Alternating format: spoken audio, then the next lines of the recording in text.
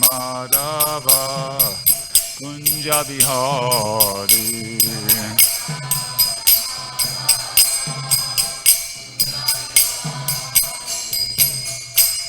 Jai Vishnupad Paramahansa Padavatikacharya Stokta Srimada's Divine Grace A.C. Bhaktivedanta Swami Srila Prabhupada Ki Jai ISKCON BBD Founder Acharya Srila Prabhupada Ki Jai Jai Vishnupad Paramahansa Padavatikacharya Stokta Srimada's Divine Grace Bhaktisiddhanta Saraswati Goswami Maharaj Ki Jai Ananta Gaudiya Vaishnavrinda Ki Jai Namacharya Srila Haridas Thakur Ki Jai Prem se kaho Shri Krishna Chaitanya Prabhu Nityananda Shri Advaita Giridhar Shivasati Gaura Bhakta Vrinda Ki Jai Shri Shri Radha Krishna Gopinath Shyamakunda Radhakunda Giri Govardhan Ki Jai Vrindavan Dham Ki Jai Navadip Mayapur Dham Ki Jai Ganga Yamuna Maya Ki Jai Tulasi Devi Maharani Ki Jai Bhakti Devi Ki Jai Samaveda Bhakta Vrinda Ki Jai.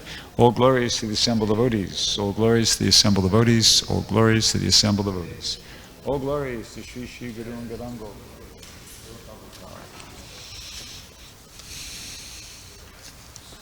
Om Namo Bhagavate Vasudevaya. Om Namo Bhagavate Vasudevaya. Om Namo Bhagavate Vasudevaya.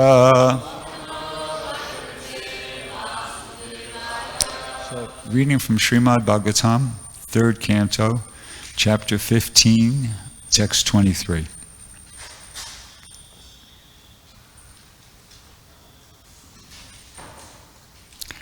Yana Vrajantya Gabido Rachana Nuvadach.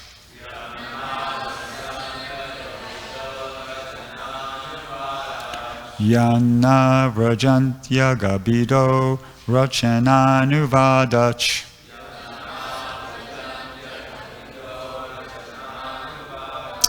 Trinvantienya Vishaya Kukata Matignya.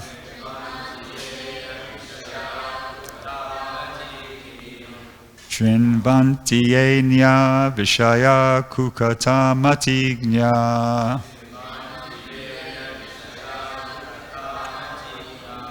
Yastu Shruta Hata Bagar Nirbir Attasadas.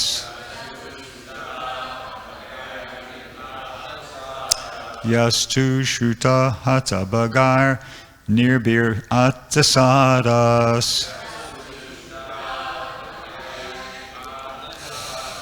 Tam stan shipant yasarasneshu tamashuhanta. Tam stan shipant yasara raneshu tamashu hanta.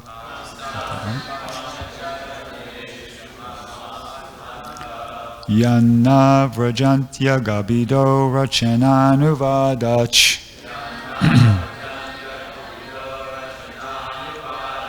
Shrinvantienya vishaya kukata matignya.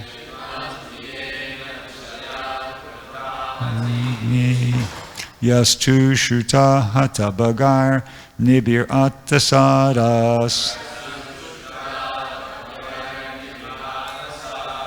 Tam stan shipant yasara raneshu tamashu hanta.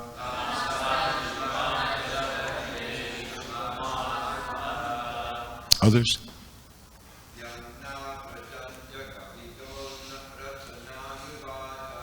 Yana Vrajan.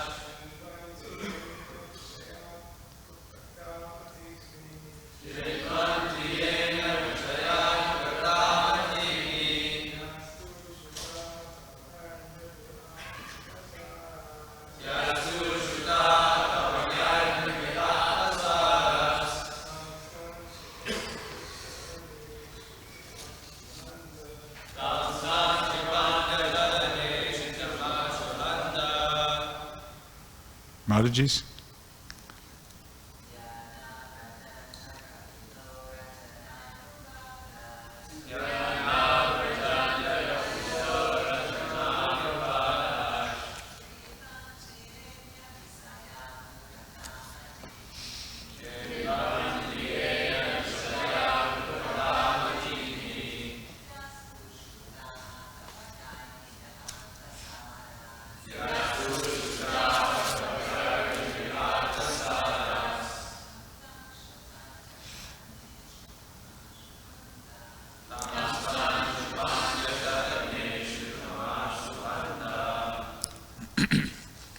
Yat Vaikuntha. Na, never. Vrajanti, approach.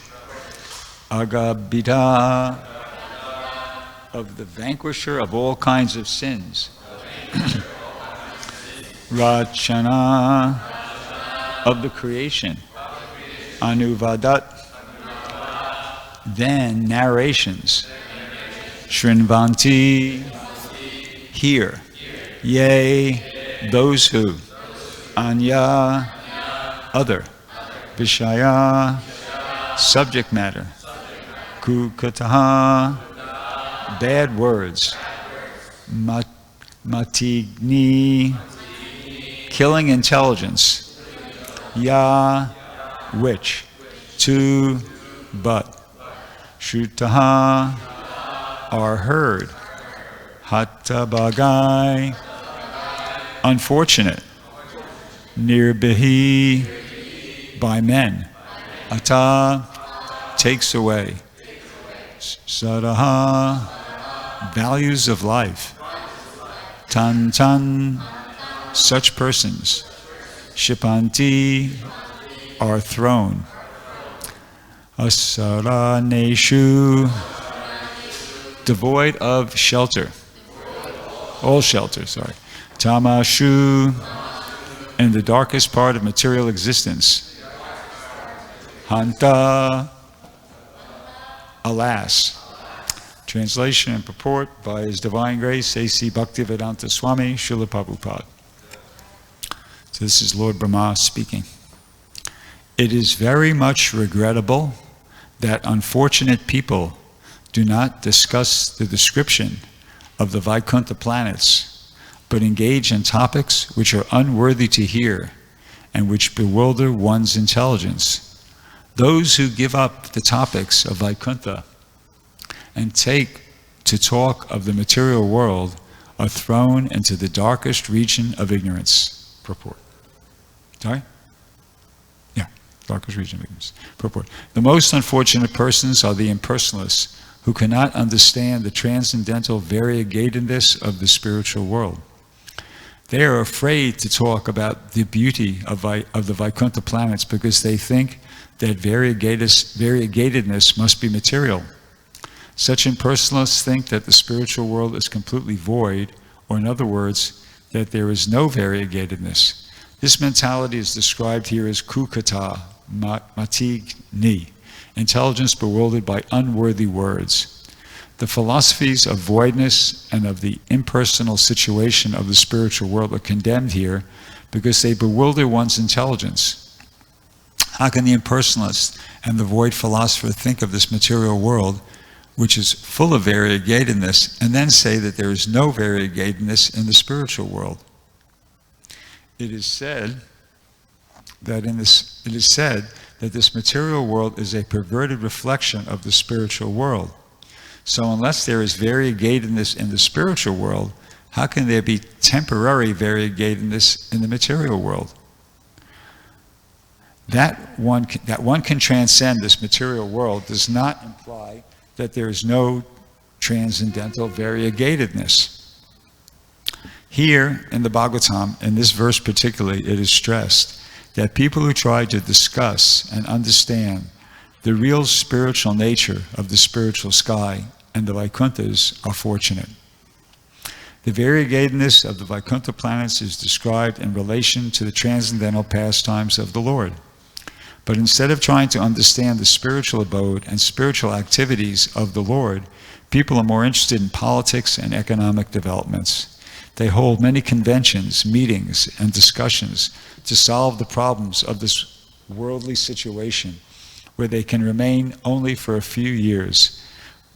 But they are not interested in understanding the spiritual situation of the Vaikuntha world.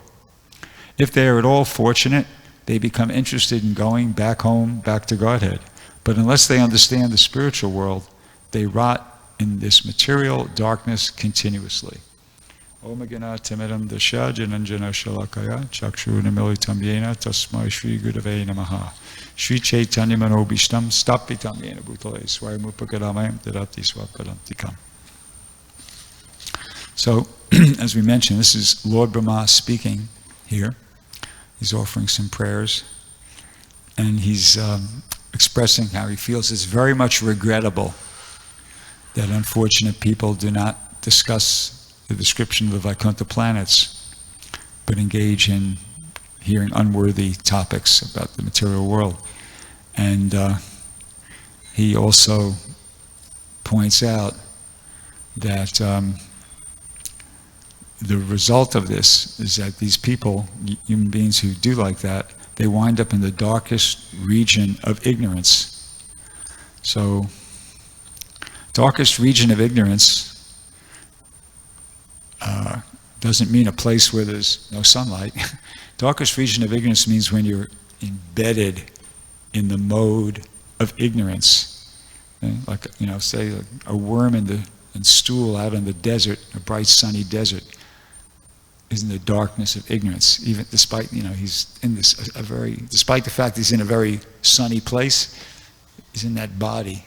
It's, and you get a body like that because you're deeply embedded in the mode of ignorance. So that's what is Lord Brahma is expressing here, that's the result. And those who give up the topics of Vaikuntha and talk of the material world are thrown into the darkest region of ignorance. So that's really unfortunate, especially when you consider how rare the human form of life is. I was just listening to a lecture a few days ago when Prabhupada said, this human form of life is obtained after many, many millions and millions of births, not years, births, evolutionary process. So it's so rare. Many, many millions and millions, as once again, not years, births, evolutionary process. So it's such a rare opportunity to get the human form of life, and then to misuse it in this way, as what Lord Brahma is expressing here, is very regrettable, because the result will be that one will be thrown into darkest regions of ignorance and maybe have to stay there for a really, really long time. Once you go down into this darkest region of ignorance, there's no guarantee you're going to just pop right back up in, after one lifetime or something like that, back into the human form of life. That other statement I made kind of indicates something contrary to that. You could be down there for a long time. So that's bad. So, but somebody might say, well, okay, but why is the Bhagavatam making such a big deal? Why does Lord Brahma make such a big deal about what you talk about or what you hear about? What does that have to do with anything? Well, it does. According to the Vedic philosophy, that what you talk about and what you hear about actually determines your consciousness. And according to your consciousness, that determines what kind of reality you're going to be experiencing. Prabhupada said in one lecture he gave in Vrindavan in 1976, he said, reality begins from the tongue.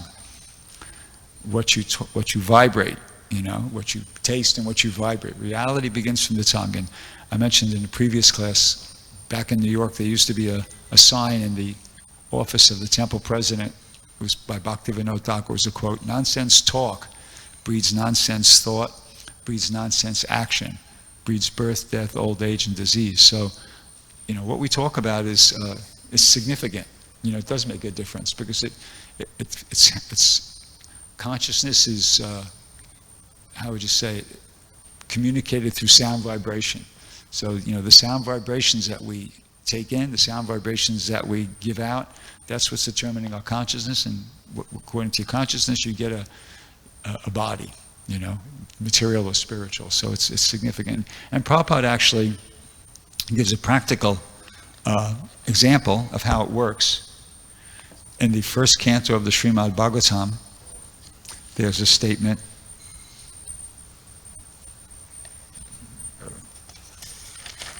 Here it is. This is first canto, first chapter, first purport, towards the end, Prabhupada. And this actually, the same exact paragraph appears in the teachings of Lord Chaitanya in chapter 23, which is entitled Why Study the Vedanta Sutra. I just kind of noticed that yesterday when I was preparing for the class. But here it is. Prabhupada says, consequently, the impersonalist philosophers, having given indirect impetus, have given indirect impetus to abominable mundane sex life because they have overstressed the impersonality of the ultimate truth.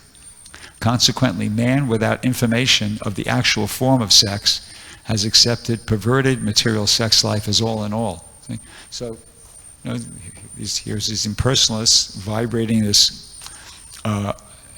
nonsense, not truth, and people, they hear this and they don't have information about how to experience actual, real satisfaction, spiritual satisfaction for their senses.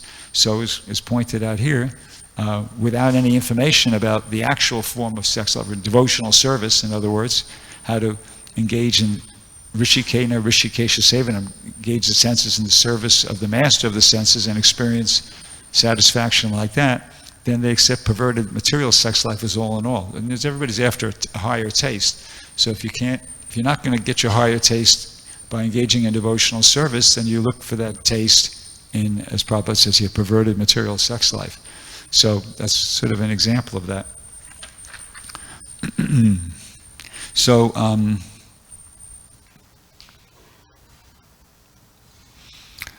so unfortunately people today are really victims of an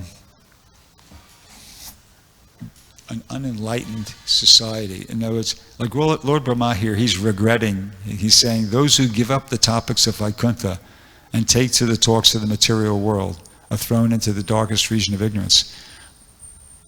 But it's worse than that. In other words, to give something up means you first have it, right? You can't give something up without first having it. But people today don't even have the opportunity. It's not like they give up the topics of Vaikuntha. They never even get to know about it. Human form of life is the opportunity to get out of the cycle of birth and death and go back to Godhead, but the vast majority of the human population never even get to know that. So what to speak of, give it up? They don't even get a chance to take it up in the first place. That's even more regrettable. And that's due to, and as I said, because the reason for that is people are victims of an unenlightened society. Of course, there's no such thing as an innocent victim. Everybody's in the situation they're in due to their own karma, but that's what's going on here. This is a very unenlightened human society that we're living in. And there's that verse in the 3rd chapter of the Bhagavad Gita, Yad Yadacharati Shrestha. Krishna says, whatever a great man does, common men follow in his footsteps. But just slightly paraphrasing that and presenting it like a sociological principle, whatever like the prominent people do, the rest of the people just follow. So if the prominent people in the human society are a bunch of Rakshasas, means people who are very prominently influenced by the mode of ignorance and the tamagun, then that's what people are going to follow. And that's, of course, what's happening. Prabhupada said in a lecture he once gave in New York, 1966, it says, this material world is being managed by Rakshasas, man-eating demons who will crush their own sons for the satisfaction of their senses. So, Rakshasa doesn't mean like necessarily with pointy ears and the, et cetera, et cetera. Prabhupada, in another lecture, explained the Rakshasa could be just like, good-looking person, et cetera. Just somebody intelligent, good-looking, but it's just influenced by mode of ignorance, strongly influenced by the mode of ignorance. So that's what's, going on today. this whole world is being managed by Rakshasas, and people don't even get, what to speak of, give up the topics of Vaikuntha. They never even get a chance in the first place to take them up. They don't have a clue. You know, even such a philosophy exists. So, yeah, I mean, you know, there's an expression, everyone is entitled to their own opinion. That's like gives you an indication of where people's heads are at. Everybody's entitled. No, that's a stupid thing to say. Every human being is entitled to Krishna's opinion. That's what they're entitled to. Every human being is entitled to hear Krishna's opinion, not everybody else's stupid opinion. What's the value of that? This is give you an idea where, you know, people's heads are at from the expressions that are common in society. So anyway, so the response of the Vaishnavas to this is, you know, is supposed to be one of compassion. It's like we see what the predecessor Acharya has done. You know, they all know, understanding the predicament of the human society, they want to preach Krishna consciousness. And of course, Srila Prabhupada is, you know, our most recent Acharya, and of course, that's the way he responded to this understanding of the world situation. I'm going to read something that Prabhupada wrote. I have this book here called The Beginning. Probably, hope everybody's seen it. It's a wonderful book. So Prabhupada, when he first came to the United States, he was, you know, he was by himself for quite a while, from almost a year actually, you know, about 9 months. And the first 6 months he was just living in Manhattan in an office. He didn't even have an apartment, he just had an office, and he was by himself. And you know, there weren't any devotees at that time of any serious nature. You had no disciples at this point. So this is something he wrote on March 6th, Sunday, March 6th, 1966.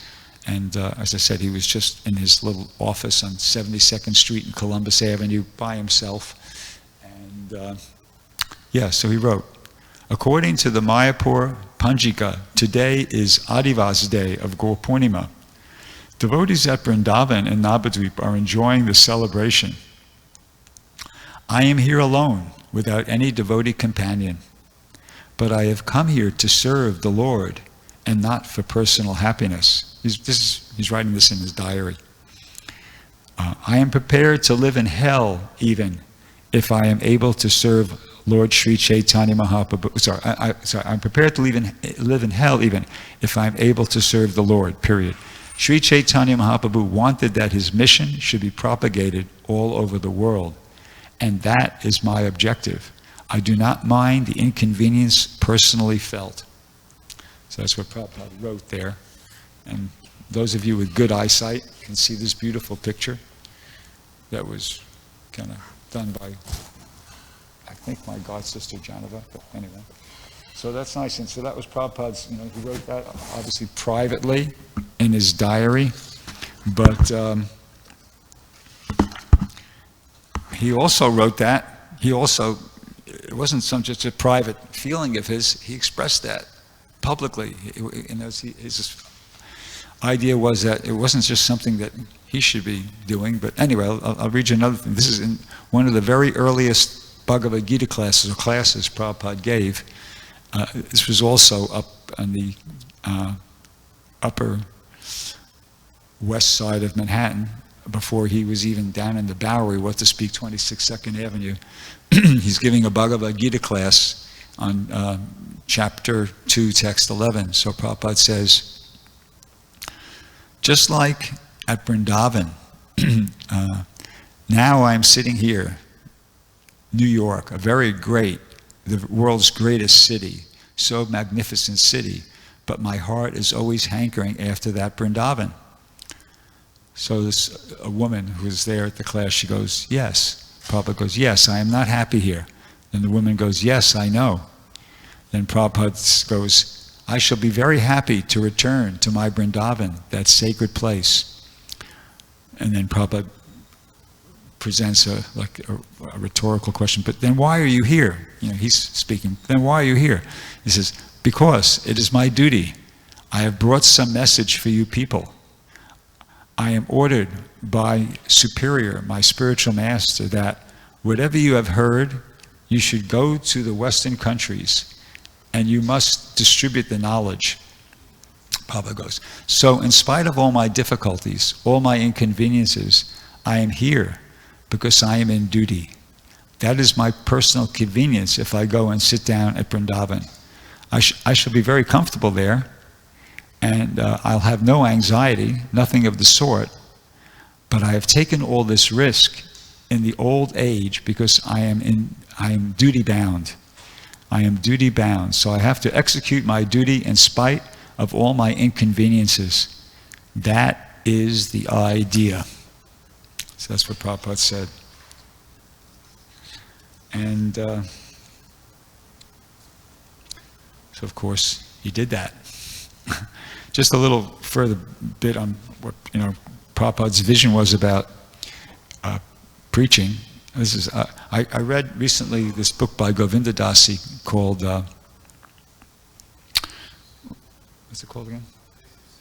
Yeah, Place of Sandalwood and Roses. So in the book she mentioned at one point that there was a time at which Prabhupada was talking about going back to India because it was about like 68 or so, 67, 68, because he wasn't getting much writing done. His books weren't being published. So he was actually considering going back to India because he was expressing that at least when I was in India, I was getting books published. Here, I've been here 2 years now. Yeah, 2 years, so it was like 68. I've been here 2 years and I haven't been able to get a book published. So he was actually thinking about going back to India. So she didn't, in the book, couldn't give a reference. It wasn't like she just heard it and remembered it. So I thought, okay, that sounds a bit interesting, but kind of far up. But then I just read it. I found something. I read it yesterday. Prabhupada says here, this is a letter Prabhupada wrote to, an excerpt from a letter Prabhupada wrote to this Mangal Niloy Brahmachari back in 1966. He said, this publication work is my main function. So at any rate, I cannot stop it. I can stop my foreign activities, but I cannot stop my publication work. Pretty interesting. But that was Prabhupada, at least at that point in time, that was his priority, the publication work. He considered it even more important than his foreign activities, which I guess means his preaching in America, etc. So that's something interesting. And just another thing Prabhupada said about preaching, just a little kind of an encouraging thing to hear. Sometimes we might think, well, that was Prabhupada, he so empowered and Shaktivesh Avatar. But anyway, Prabhupada's understanding of preaching was this. He says, so preaching is independent. If you've got desire, you can preach in any circumstances, and Krishna will help you. I have practically experienced. I went to your country without any help, without any money, alone, and gradually things developed. So that was Prabhupada's understanding, that you just try. You don't have to be like a great anything, great scholar, great, have a lot of money, and just go, try, sincerely, Krishna will help. That was, something we could meditate on. So getting back to today's verse here, it's kind of like about impersonalism. And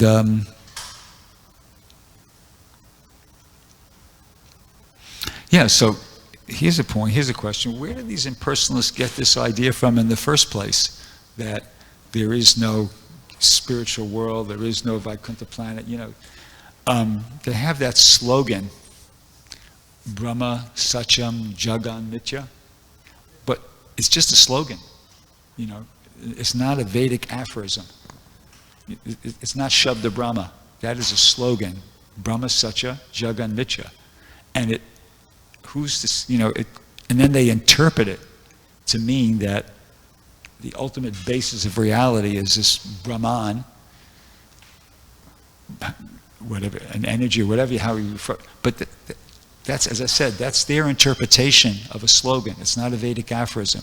Yeah, sure. In the Vedic literatures, Brahman realization is there. It's there's that verse, How's it go? Vedanti tattva vidas tattvam yajnanam advayam brahmeti bhagavan. Yeah, so that's there, Brahman, Paramatma, Bhagavan, like that. It's there. And in the Bhagavad Gita, Krishna says that Brahman is the ultimate basis of something, I can't remember the verse offhand, but that's the point. That's the point. Yeah, Krishna, it's acknowledged. Sure, Brahman is not made up. That's for real. There is that state of God consciousness, Brahman. But according to Krishna, Brahmano hi pratishtaham. He's the basis of that Brahman. It's not the other way around. See? So, Krishna's a person.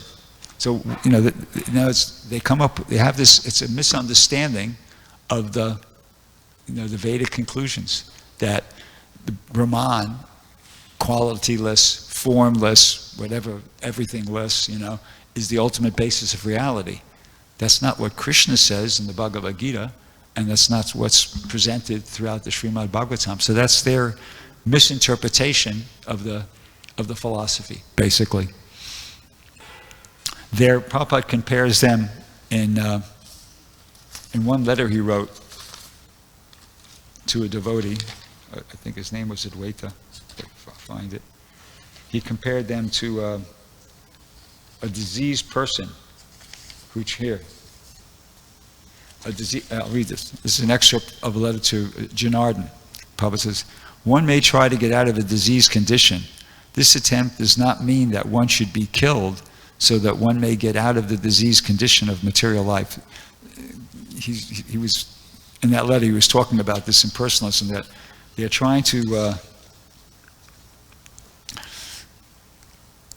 they've had a bad experience. They've had a bad experience with material life. So the way to get out of it is like, the person who has the disease, okay, kill the person and you won't have the disease. But it's just all frustration. Another example Prabhupada gives is of the fox and the grapes. He uses that example. It's like sour grapes. They try to be happy in material life and they, it doesn't work. So then they just reject it like that. So, anyway, it's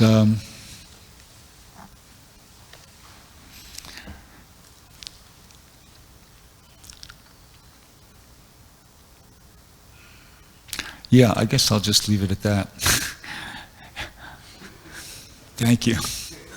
Hare Krishna. Hare Krishna. Thank you, Prabhu. There are a lot of points that could be discussed for a long time, but just one thing that we need to make clear, that paragraph that you read from the first canto seems to indicate that the impersonalists are sex mongers.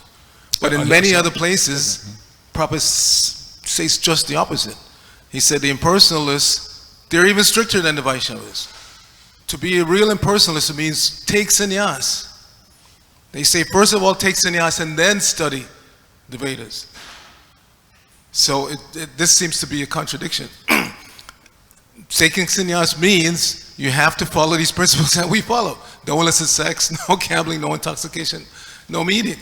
So this is real impersonalists, real Shankarite, real followers of Shankaracharya. They are very, very strict. He said they're stricter than the Vaishnava sannyasis even. They sleep on the floor. They eat very frugally. This is real sannyas. So what passes as impersonalism nowadays is an abomination. Because there are a lot of people who think like that. They think they're impersonalists. They think they accept that the spiritual reality is just amorphous spiritual energy. But at the same time, they sit down, chant Hare Krishna, and they pass a bottle of wine and they pass a joint. That's not impersonalists. That's not the real impersonalists. The real impersonalists are those followers of Shankaracharya who, like you see in this picture up here on the ceiling. Those are the real impersonalists. They sit down very strictly following the principles and they read Vedanta Sutra and discuss all day long. Those are the real impersonalists. So this statement from that first canto seems to be contradicting that. So you would need to read it very carefully, because Prabhupada is not saying that these impersonalists are sex mongers. What he's saying is that if you follow that path, you can become bewildered That's the statement that he was making. That those who are following this blindly, they're not real Shankara followers, they become bewildered. And then they have this idea that anything goes. Now that statement about Brahma Satyam Jagat Mithya, Brahma Satyam means the spiritual reality is truth, Brahman, and this Jagat, material world, is Mithya, it's false. So Prabhupada says it's very easy to defeat that. If the ultimate source of everything is Brahman and that is real, then how can anything be false? The real Vedic statement is Sarva Kalva Midam Brahma. Everything is Brahman. Everything, even this material world, is Brahman. It's just transformed in such a way that it's temporarily manifested. So, and like I said, there could be a long discussion, but the main point is that that paragraph that you read from the first canto can be misleading. It can be confusing. Because again, the real impersonalists are not into sex life at all. They follow strictly the principles. They're very, very strict. Like I said, even on their bodily level, they sleep on the floor, they eat very frugally. They're not sex mongers. And that's why those who are really searching for the truth along the impersonal path, when they come in contact with Vaishnavism, because they're pure enough, they will take to it. If they don't take to Vaishnavism when they come in contact with it, then they're bogus. Right, like Sukadev Goswami for Kumar's Bilvamangala Thakur. But the ultimate result of that, following that philosophy, is what Prabhupada was describing there, because there's no higher taste. So, you know, like Vishaya Vanivartante, right? They're restricting themselves from sense gratification, but they're not experiencing any ananda, some higher taste. So eventually, in this lifetime, and the people that are influenced by them, they're going to wind up in what Prabhupada was describing there, sense gratification. Yeah? Okay, Brinjanath. Yeah, you mentioned how the expression, everybody's entitled to their own opinion, is bogus. But isn't that also, could you say that means you could have your opinion, but you have to accept the reaction of that opinion? Yeah, in other words, everybody has the freedom to choose good or bad, but they have to accept the reaction. Yeah. I guess the real point I was trying to make with that was I was trying to be cute, you know, that everybody's entitled to Krishna's opinion. That's what's really important. Not that, you know, who cares about this person's opinion, that person's opinion, this person. You know, they say it like, okay, yeah, everybody's entitled to their own opinion, like we should be free to have yeah, great, but what's the value of that? You know, no value, practically speaking, unless you're a self-realized soul. But what's important is that people get to hear Krishna's opinion in this human form of life, not everybody else's opinion, not each other's opinion, Krishna's opinion. And unfortunately, most people don't get the opportunity to hear Krishna's opinion at this point. That's our job, to try to give people the chance to hear Krishna's opinion, the opinion of the acharyas like that, and not just every Joe, Tom, Dick, and Harry's opinion, which is worthless. Yeah? Everybody, you have anything? Okay. Anybody else, anything? Yeah. You know, in the purport, I thought there was an important part where Prabhupada said something that was kind of, I thought, very unique. Maybe you could say something about it. And it says that if they are at all fortunate, they become interested in going back home, back to Godhead. But unless they understand the spiritual world, they rot in this material darkness continuously. So, could you say something about that? It seems to me like that if you're fortunate, that's not all of it. Yeah, but people who are fortunate will become attracted to Krishna consciousness. They'll take it up to some degree, and eventually they'll go back to Godhead. But people who don't do that, they're going to stay in the cycle of birth and death, which is rotting in the darkness of, rotting in the darkness continuously. This is darkness. If you're not engaged in Krishna consciousness, you're in darkness. And if you don't, and you'll stay in darkness until you make that choice to try to take it up.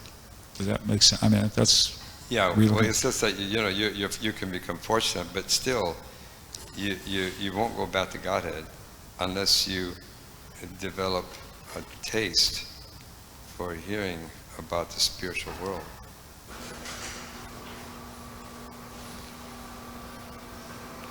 Or they understand. In other words, what I'm trying to get at is what's your point? It's okay to be fortunate, but that's not where it stops. we have to continue and become really absorbed. Oh, we have to really become absorbed and really understand and the spiritual world. You know, really try to focus in and really be, you know, connected and understand the spiritual world. So I guess I was just getting on that particular point, that it doesn't stop just because we're fortunate that we ran into a devotee, you're fortunate that you got a book, you're fortunate that you're chanting Hare Krishna, but it really doesn't stop there, according to Prabhupada. It's that we actually also have to understand the spiritual world. Yeah, I get you. Yeah, we have to practice. I mean, just off the top of my head, I remember Prabhupada said initiation means beginning. You know, somebody might think, oh, I'm initiated, that's it. No, that's Prabhupada said, initiation means beginning. Beginning. It's just, you know, you're just beginning when you get initiated. Yeah, Sachit. Thank you, Prabhu. We're talking about impersonalism, but interesting to know is that the leader of the impersonalism, Sankaracharya, who is not other than the incarnation of Lord Shiva, was ordered to propagate that philosophy. So my question, can you explain a little bit more the evolution of theism? Because it has a place, there's a purpose to be thought. Lord Krishna instructed him to do that. Yeah. Can you mention something? Well, just really briefly, you know, I think it goes back to around Buddha. You know, people were using the Vedic injunctions to kill animals. They were doing these sacrifices, but really their big intention was just killing the animals and eating them. And Prabhupada said Lord Buddha had compassion on the animals, and he preached, you know, ahimsa paramo dharmo, right? So he rejected the Vedas.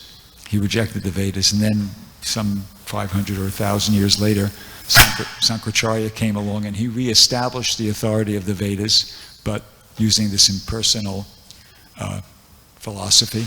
And then maybe another, 500 something years afterwards, then Ramanujacharya came and he added to it. He built on what Sankaracharya had established, that the Vedas are authorities and there is spirit as opposed to matter, but it's not all one. You know, there's the Lord and the living entity, and then like that. And then Lord Chaitanya came and preached Achincha Beta Abeta Tattva. So is that what you're looking for? Is that the idea? So yeah, that's part of Krishna's preaching strategy. Certain things needed to be introduced at certain points in time, and then, you know, another teaching is introduced at a latter point in time when people are ready for that or need that. But you have to differentiate between the impersonalism and Mayavadis. Would you say then that who's the worst? Who's the worst? I mean, as far as detrimental to the spiritual life. Well, I mean, there's Brahmavadis and there's Mayavadis. I mean, Brahmavadis aren't offenders. They're Lord just... Chaitanya mentions that Mayavadi Vasya Sunile Nasa, for your spiritual life will be finished if you read the Mayavadi Vasya commentary. Oh yeah, Sirik Vasya, yeah. Okay, thank you very much. Grantaraj Srimad Bhagavatam Ki Jai, Srila Prabhupada Ki Jai.